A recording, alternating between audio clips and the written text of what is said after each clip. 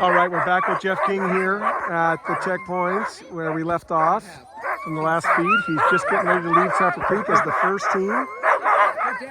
So it's getting closer to 3:30, 4 o'clock right now.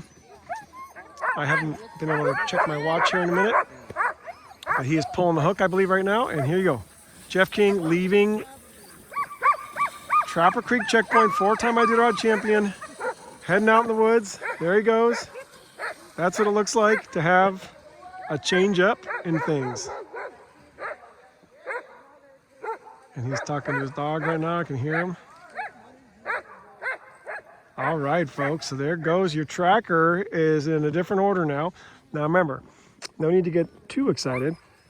This is a rest to run ratio game. Nic Petit is using more rest here. He's staying longer than he's required to. And he's putting a little more in the battery bank is my guess. He was the first team in. He could have been the first team out. His handler, Brenda, said he'd stay between 4 and 6 hours. Tactics, right? So now we're talking about, okay, Jeff clearly just grabbed the quote-unquote lead, potentially.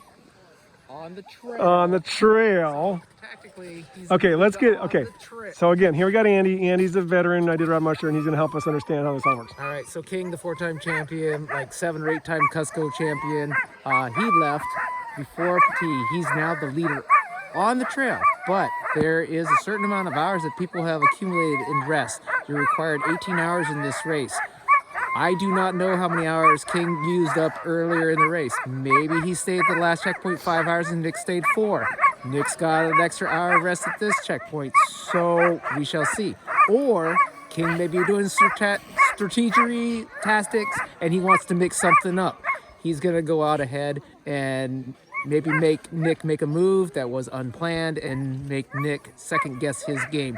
Who knows? King is maybe taking a risk also, but this is middle distance racing. Middle and you distance don't racing. have a whole lot of trail to make a difference. Right, exactly. Okay, cool. That's some expert opinion there, and I appreciate that because I wanted you all to have some insight.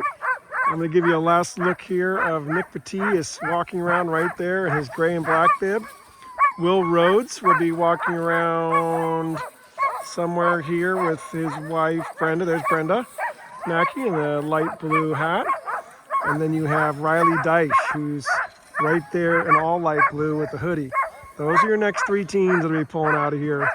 Keep an eye on the tracker. Let's see how they do get into forks. And like Andy said, there's trail time and rest time. We'll see how it all plays out. All right, thanks so much, everybody.